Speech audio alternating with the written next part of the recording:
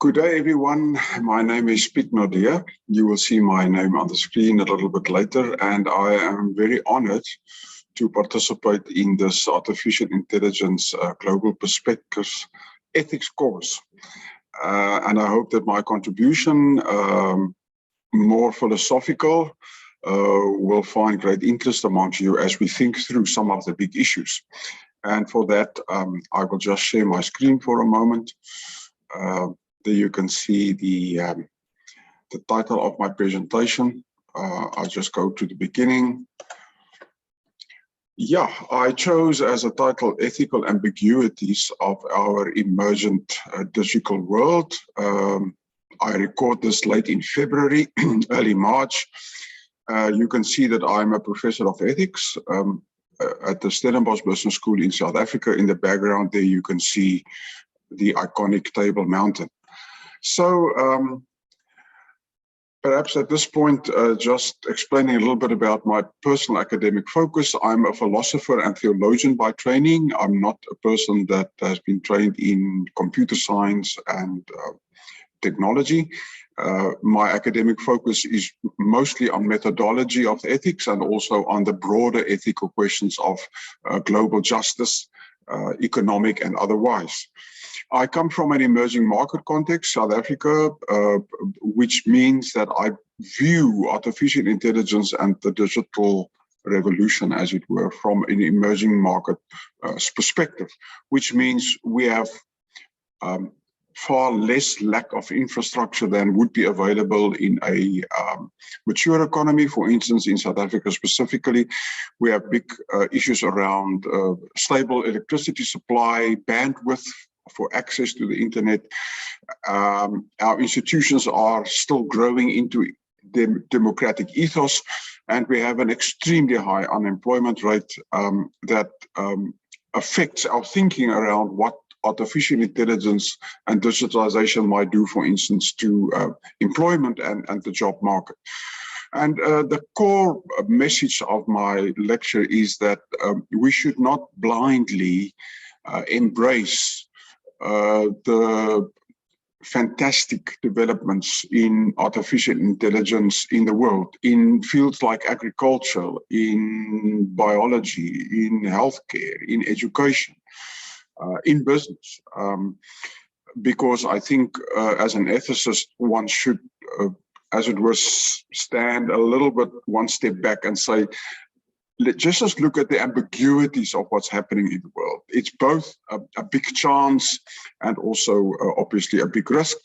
And I am reminded of the very famous German philosopher Martin Heidegger, who already wrote in the early 1940s that the purpose and use of technology are themselves not technological questions. So you cannot solve the question of what does AI do for us from a technological perspective, because technology simply does not answer that question. For that, you need a wider perspective from philosophy and also from ethics. So there are three specific ethical questions I'd like to raise. The first one is, does technology increase inequality? In short, the answer, yes, it can. Does technology decrease human autonomy? Absolutely, yes. That has certain implications. And does technology provide a new sense-making narrative? The answer to that is it tries, but I don't think it will be able to do so. So there you have it all in a nutshell, but let's go into each of those in a little bit more detail. We know from the famous French economist Piketty's book, Capital in the 21st Century, that income and capital inequality are the major sources of inequality in the world. At this point, I think one could add technology and say that the digital divide creates a situation where those that are in the revolution and sort of on the wave of AI technology move extremely fast. And those who are excluded from that in whatever sense will lag behind more and more, so that the divide between those that are, I would call, technically and technologically enabled and those excluded or only partially included, that gap becomes wider, and it may lead internally in countries, but also among countries a greater inequality. The point is that technology and AI increases your socio-economic capabilities. And Harari, the very famous best-selling author from Israel, historian that speaks a lot about where the world is going in the 21st century, say that the link between artificial intelligence and biology can even lead to enhance human capabilities, what they call speciation. That means you can get a different category of humans that have been enhanced through artificial intelligence that is different from what we would call the normal Homo sapiens, thereby increasing the inequality within our species. And this inequality is obviously related to access. Do I have access to the internet? Do I have stable electricity? Do I have devices that allow me that? Participation, once I'm in, can I participate fully, or am I marginalized? And then obviously the question of distributive justice, the question of how unequally distributed is the access to artificial intelligence around the world. And we know the answer to that is exceptionally unequal. It can also, over time, obviously, develop in a more positive way, but at the moment there is an issue around the distribution of access to. So the big question around inequality is, should we start to talk about digital rights as general human rights, so that probably the second order human rights, like the right to housing, the right to health care, the right to basic human education, primary education, may we then in future say, because of the pervasiveness and the power of technology, driven also by machine learning and artificial intelligence, may lead us to the point where we say to be excluded from that is to be less human. And therefore, we need to think very carefully whether we should not include in the Universal Declaration of Human Rights a second-order right, the right to digital access. So the answer to the first question, does technology increase inequality? The answer to that is yes, it can. And obviously, one can reverse that if you use technology more wisely and make sure that the inequality to access, participation, and distribution is lessened and not increased over time. So the second question is, does technology decrease human autonomy? And here I put on my philosophical hat. The famous French philosopher René Descartes already said that we are a thinking I, therefore I think, therefore I am. The rational human individual is the basis of how we view the human person. Anthropology, Immanuel Kant reinforced that by saying that knowledge is created not by merely the impression of empirical observation onto our mind. In fact, it is us who in our mind categorize knowledge. So we contribute to knowledge making. That means the individual as a enlightened individual is the one that creates knowledge. And Ludwig Feuerbach, also a German philosopher, said humans are enormously capable of creating even God, because he says God is, in his view, an expression of the desires of the human person for attributes that we don't have, like omniscience. God knows everything we don't. Eternity. God lives forever, we don't. And in that sense, God not so much creates human beings as that human beings creates God.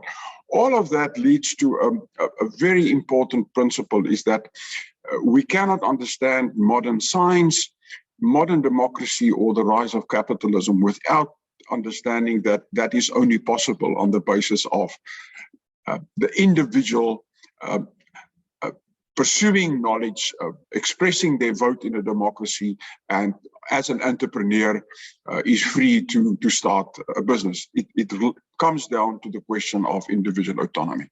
Now, what happened with artificial intelligence and developments in autonomous decision-making systems, whether it's weapons or cars, is that this center of decision-making, this center of autonomy is dispersed, so that human subjectivity no longer rests within the individual human person only, but is co-determined by the systems that we create in our technology, so that notions of subjectivity and decisions are no longer within our own full control. And in some cases, we've given complete control over to program technology, where we don't even have to think anymore. The machine or the system will do it for us. Now, that is a wonderful advancement, but we must remember the moment that happens, and it has happened and it is happening at the moment, you have a big ethical implication, and that is, if you have diminished agency, if I am no longer the full master of my own decisions by appointing people through an AI HR system, for instance, I then also obviously can claim diminished responsibility. We see this clearly in the huge debates about so-called autonomous cars or autonomous driving. If it is true that the vehicle is programmed and is continually updated in that programming to become a very safe vehicle, if then something does go wrong, the question is then who carries the liability and the responsibility? And that question exactly relates back to this. In normal circumstances, it's very simple. Who was the driver? And that person is liable. In this case, the question is, I am no longer the driver, so my responsibility is being shifted to an AI system, and that ask serious questions obviously about the ethical capability that is linked to a decrease in human autonomy. Yeah, so the third big ethical question, a very philosophical one, is, does technology provide a sense-making narrative? And we all know that the power of artificial intelligence and technological innovations is that it continues to disrupt. That disruption is in fact built into the system. To disrupt the financial markets, you create a startup that works differently with client interfaces. So this disruption is obviously a very positive thing. It creates creativity in the system, innovation in the system, but it has a socio economic implication. I just simply quote here to express this disruption. To be is to be updated. To be updated and to be subjected to the update. This whole idea of updating all the time is a continuous disruption. The point is, we as human beings, Homo sapiens, can only live if we have very stable myths or narratives from which we make sense. And three of the modern systems that we have created to make meaning for us is liberalism, the idea of individual freedom. And as I just indicated, that has been severely eroded in terms of autonomy through technology.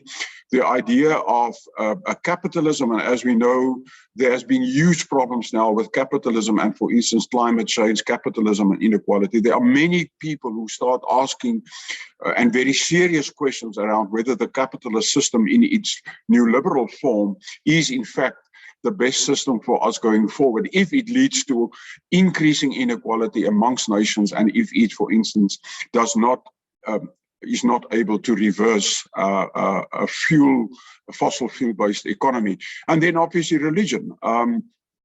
And there's a growing tendency in the world into different forms of spirituality, some of them very unhealthy, but there's also a crisis in traditional religion. For instance, the Catholic Church, with the problems of child abuse and things like that. People start, can we trust the system? And that leads to a big problem for the human species as such. And that is the question, from what will I derive a sense-making narrative?